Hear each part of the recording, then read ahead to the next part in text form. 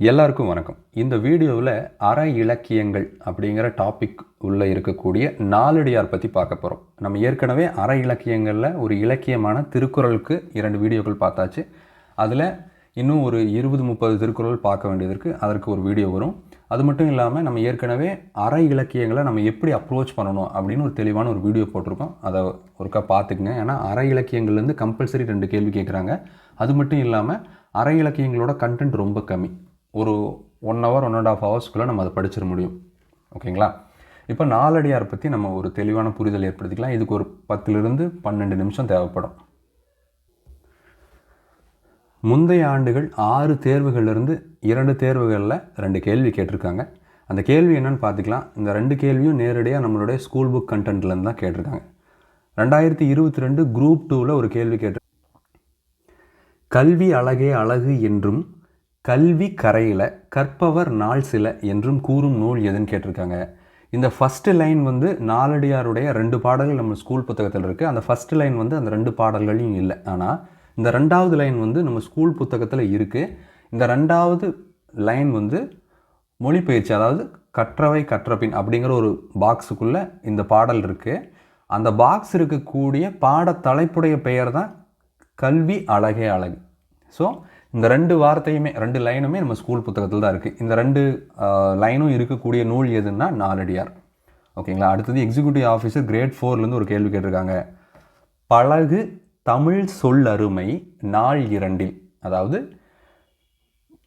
தமிழ் சொல்லருமையை நம்ம எதிலிருந்து பழகிக்க முடியும் அப்படின்னா நாள் 2 அப்படின்னா நாள் +2, அதாவது 4 அடி உள்ள நாலடியார், 2 அடி உள்ள திருக்குறள். இந்த 2ஐயும் படித்தாலே நம்மளால் தமிழ் சொற்களுடைய அருமையை புரிஞ்சிக்க முடியும், பழகிக்க முடியும் அப்படின்னு சொல்கிறாங்க. ஓகேங்களா? இந்த நூல் 4ன்னு குறிப்பிடக்கூடிய நூல் நாலடியார். ஸோ இந்த 2 கேள்வி கேட்டிருக்காங்க. இந்த 2மே டைரக்ட் கொஸ்டின்ஸாக ஸ்கூல் புக்கில் கண்டென்ட் இருக்குது. ஓகே, இப்போ இந்த நாலடியாருக்காக நம்ம எந்தெந்த பாடங்களை படிக்கணும் நம்ம ஸ்கூல் புத்தகத்தில் அப்படின்னா பொதுத்தமிழ் தான் சொல்ல போகிறேன். 7ஆம் வகுப்பு இயல் 5ல் அழியா செல்வம்னு ஒரு தலைப்பில் நாலடியார் பாடல் இருக்குது.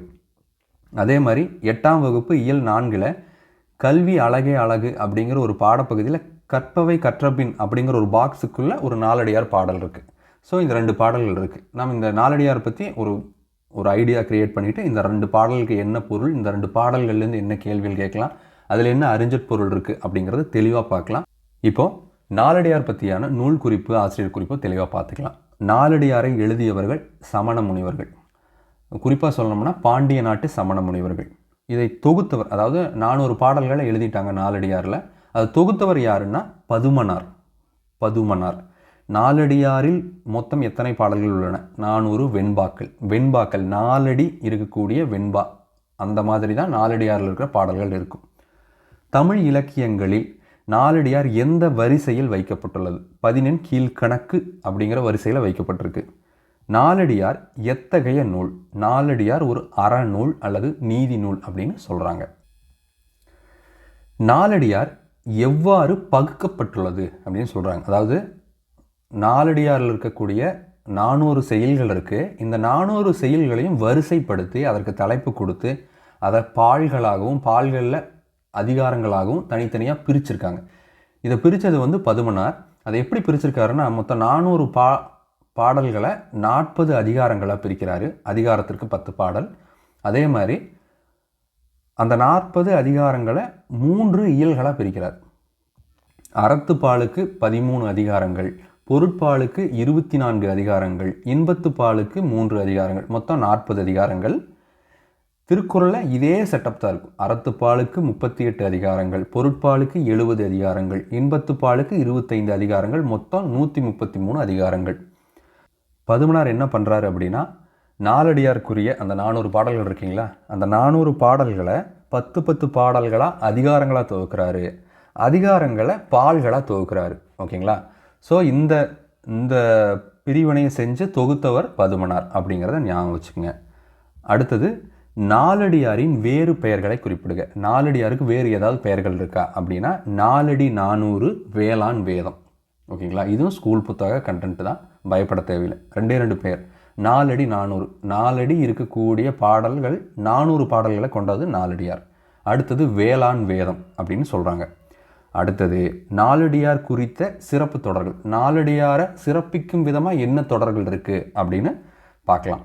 இப்போ நாலடியாரை சிறப்பிக்கணும் அப்படின்னா அதை விட ஒரு பெரிய நூல் கூட ஒப்பிட்டு நம்ம சொன்னால் அதற்கு ஒரு சிறப்பாக இருக்கும் இல்லையா? அதாவது ஒரு சிறந்த பேச்சாளர் இருக்கார், அண்ணா போல், அறிஞர் அண்ணா போல் சிறந்த பேச்சாளர் யாரும் இல்லை அப்படின்னா இவர் அறிஞர் அண்ணா போல் பேசுகிறார் அப்படின்னு சொல்லும்போதே ரெண்டாவதாக குறிப்பிடப்படுவதற்கு சிறப்பு சேர்க்கிற மாதிரி தானே. அந்த மாதிரி ஆளும் வேலும் பல்லுக்குருதி, நாலும் ரெண்டும் சொல்லுக்குருதி. நாலும் ரெண்டும்னா நாலடியாரும் திருக்குறளும் சொல்லுக்கு உறுதியாக இருக்கும். அதாவது நம்ம சொல்லக்கூடிய சொல்லுக்கு ஒரு போதிய அல்லது திறன் வாய்ந்த சொற்களை நம்ம நாலடியார்லேருந்து எடுத்துக்க முடியும், அதற்கு போதிய மரியாதை கிடைக்கும் அப்படின்னு சொல்கிறாங்க.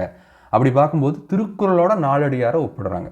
அதே மாதிரி பழகு தமிழ் சொல்லறிமை நாலிரண்டில் அப்படின்னு சொல்கிறாங்க. அதாவது தமிழ் சொல்லுடைய அருமையை நம்ம எங்கே பழகிக்கலாம் அப்படின்னா நாலிரண்டில் அப்படின்னு சொல்கிறாங்க. நாலுனா நாலடியார், இரண்டுனா திருக்குறள். ஸோ இந்த ரெண்டு கோட்டுமே திருக்குறளோட நாலடியாரை ஒப்பிட்டு நாலடியார் சிறப்பானது அப்படின்னு சொல்கிறாங்க. ஸோ அந்த காலகட்டத்திலே திருக்குறளுக்கு போதிய வரவேற்பும் போதிய பெருமையும் இருந்தது. இந்த காலத்துலேயும் இருக்குது. அட் த சேம் டைம் அந்த காலத்துலேயும் அதற்கான ஒரு நல்ல ஒரு வரவேற்பு இருந்திருக்கு. ஓகேங்களா? அடுத்தது நாலடியாரை ஆங்கிலத்தில் மொழிபெயர்த்தவர் யார்? G U Pope. இவர் தான் திருக்குறளையும் மொழிபெயர்க்கிறார். நல்லா ஞாபகம் வச்சுக்கோங்க.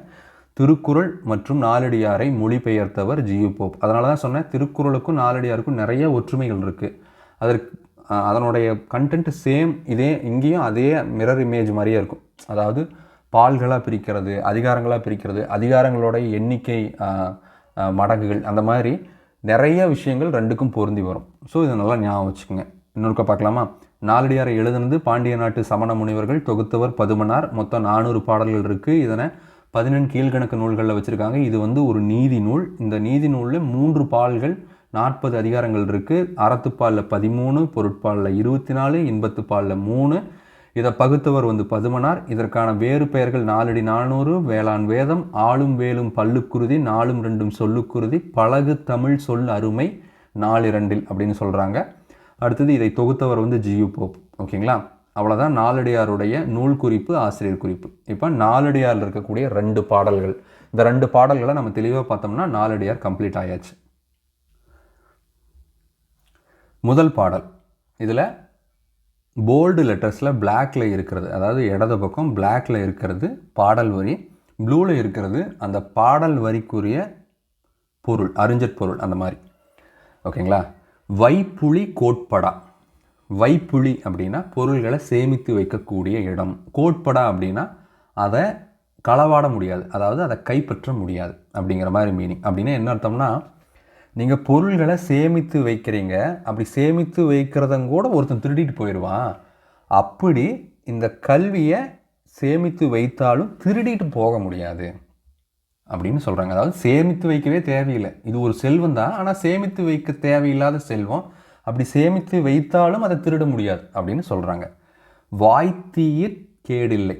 வாய்த்து ஈயித் அப்படின்னா வாய்க்கும்படி, அதாவது அவன் அதை பயன்படுத்திக்கும்படி கொடுத்தால், பிறர் உபயோகப்படுத்தும்படி கல்வியை கொடுப்பதனால் கொடுக்கிறவனுக்கு எந்த கேடும் கிடையாது. ஓகேங்களா? நீங்கள் சேமித்து வைக்கணும், திருடிட்டு போயிடுவான் அப்படிங்கிற பயம் கிடையாது. நீங்கள் இன்னொருத்தனுக்கு கொடுக்குறீங்க, அவன் பயன்படுத்தும் வகையில் கொடுக்குறீங்க அப்படின்னாலும் கொடுக்குறவனுக்கு எந்த பிரச்சனையும் இல்லை. மிக்க சிறப்பின் அரசர் செரின் வல்லவர். அதாவது திறன் வாய்ந்த அரசன், அவன் எல்லா போர்களையும் ஜெயிக்கிறான், எல்லா மன்னர்களையும் ஜெயிக்கிறான், அவனுடைய வீரம் மிகச்சிறப்பானது அப்படின்னாலும் கூட அவனால் கல்வியை கவர முடியாது. ஒருத்தனிடம் இருக்கக்கூடிய கல்வியை கவர முடியாது. அப்போ நீ சேமித்து வைத்தா திருடிட்டு போயிடுவாங்கிற பயம் கிடையாது, கொடுத்தா குறைஞ்சு போகுங்கிற பயம் கிடையாது, அதை யாரும் கவரவும் முடியாது. எச்சம் என ஒருவன் மக்கட் செய்வன விச்சை மற்று அல்ல பிற. எச்சம் என ஒருவன் மக்கட் செய்வன விச்சை மற்று அல்ல பிற. அதாவது சேமித்து வைக்க வேண்டாம், கொடுத்தினா தீராது, எவனாலையும் அடித்து பிடுங்க முடியாது, அப்படிப்பட்டது தான் கல்வி. அந்த கல்வியை ஒவ்வொரு பெற்றோரும் குழந்தைகளுக்கு சேர்த்து வச்சா போதும். பிற செல்வங்களை சேர்த்து வைக்கிறதுனால ஒரு பெரிய விஷயம் கிடையாது.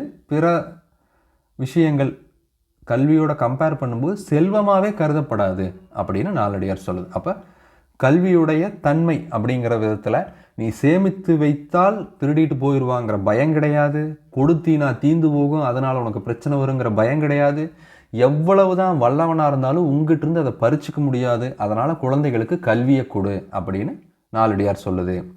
இதில் விச்சை அப்படிங்கிற வார்த்தையோட பொருள் என்னென்னா, விச்சை அப்படின்னா கல்வி அப்படின்னு அர்த்தம். திறன் வாய்ந்த அரசனாலும் கவர முடியாதது என்று நாலடியார் கூறுவது எதனை? கல்வியை. பெற்றோர் தங்களுடைய குழந்தைகளுக்கு சேர்த்து வைக்க வேண்டிய செல்வம் என்று நாலடியார் எதை குறிப்பிடுகிறது? கல்வி. வைப்புளி அப்படின்னா என்னன்னா பொருட்களை சேமித்து வைக்கும் இடம். ஓகேங்களா? இந்த பாடல் உங்களுக்கு தெளிவாக புரிஞ்சிருக்குன்னு நினைக்கிறேன். வைப்புளி கோட்படா வாய்த்தீயிற் கேடில்லை மிக சிறப்பின் அரசர் செரின் வல்லவர் எச்சம் என ஒருவன் மக்கட் செய்வன விச்சை மற்ற அல்ல பிற. நீங்கள் திருவிளையாடல் புராணம் அல்லது சங்க இலக்கியங்களை நம்ம உச்சரிக்கும் போது அல்லது அதில் இருக்கிற வார்த்தைகளை உச்சரிக்கும் போது நிறைய தடுமாற்றம் ஏற்படும். ஆனால் இந்த திருக்குறளோ நாலடியாரோ பெரிய அளவில் தடுமாற்றத்தை ஏற்படுத்தாது. நீங்கள் புதுசாக படிக்கிறீங்கனாலும் கூட உங்களால் அசை பிரித்து சொற்களை தனித்தனியாக பிரித்தும் கூட உங்களால் படிச்சிட முடியும். ஓகே, அடுத்த பாடல். கல்வி கரையில கற்பவர் நாள் சில மெல்ல நினைக்கின் பிணிப்பல தெல்லிதின் ஆராய்ந்து அமைவுடைய கற்பவே நீரொழிய பாலுண்ணும் குறுகின் தேர்ந்து. ஓகேங்களா? கல்வி கரையில், கல்விக்கு கரையே கிடையாது. கற்பவர் நாள் சில, ஆனால் படிக்கிறவனுக்கு வாழ்நாள்னு ஒரு வரையறை இருக்குது. அதனால் நீங்கள் படிக்கும்போது எப்படி தேர்ந்தெடுத்து படிக்கணும் அப்படிங்கிறத இந்த நாலடியார் பாடல் சொல்லுது. அது மட்டும் இல்லை, உங்களுடைய வாழ்நாளில் மெல்ல நினைக்கின் பிணிப்பல. மெல்ல நினச்சி பார்த்தீங்கன்னா உங்களுக்கு ஒரு 70 வருஷம் வாழ்நாள் இருக்குது. அதுலனா கண்டிப்பாக ஒரு 15-20 வருஷம் நம்ம நோயால் ஆட்பட்டிருப்போம். அதாவது சின்ன சின்ன நோய்கள் தான், சளி காய்ச்சல் அந்த மாதிரி தான். நோய்னா என்ன? நம்மளுடைய இயல்பான வாழ்க்கையை வாழ முடியாத நிலை. மெல்ல நினைக்கின் பிணி பல, பிணிகள் பல வரலாம். தெல்லிதின் ஆராய்ந்து அமைவுடைய கற்பவே, இதனால் தெளிவாக உனக்கு தேவையான பயனுள்ள விஷயங்களை படிச்சுக்கோ. எப்படி நீ தேர்ந்தெடுத்து படிக்கணும்? நீரொழிய பாலுண்ணும் குறுகின் தேர்ந்து.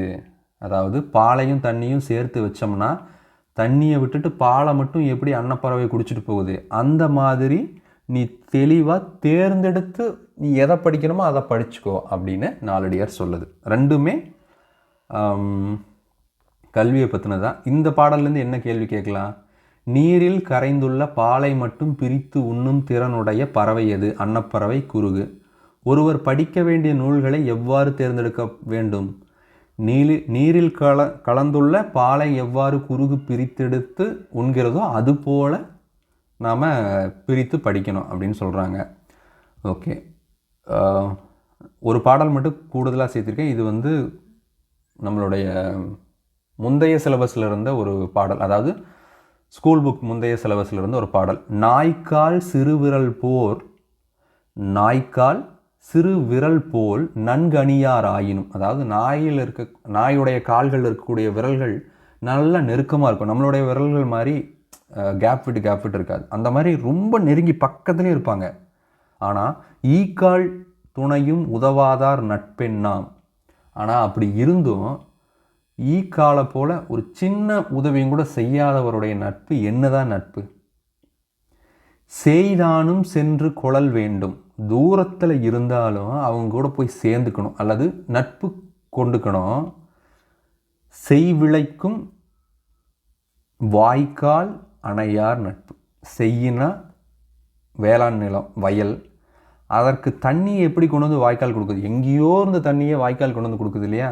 அந்த மாதிரி தூரத்தில் இருந்தாலும் உதவி செய்யக்கூடிய ஒரு நண்பனை தேர்ந்தெடுத்து அவங்க கூட நட்பு கொள். பக்கத்திலே இருக்கிறாங்கிறக்கு வேண்டி நட்பு கொள்ள வேண்டாம் அப்படின்னு இந்த நாலடியார் பாடல் சொல்லுது. நாய்க்கால் சிறுவிரல் போல் நன்கு அணியார் ஆயினும் ஈக்கால் துணையும் உதவாதார் நட்பெண்ணாம் செய்தானும் சென்று கொள்ளல் வேண்டும் செய்விளைக்கும் வாய்க்கால் அணையார் நட்பு. ஓகேங்களா? இதுலேருந்து 2 கேள்வி தொகுக்கலாம். செய் அப்படின்னா தொலைவு, தூரம் அப்படின்னு அர்த்தம். செய் அப்படின்னா விளைநிலம் அப்படின்னு அர்த்தம். ஓகேங்களா? இதுவோட நாலடியார் முடிந்தது. அடுத்தது நான்மணி கடிகை.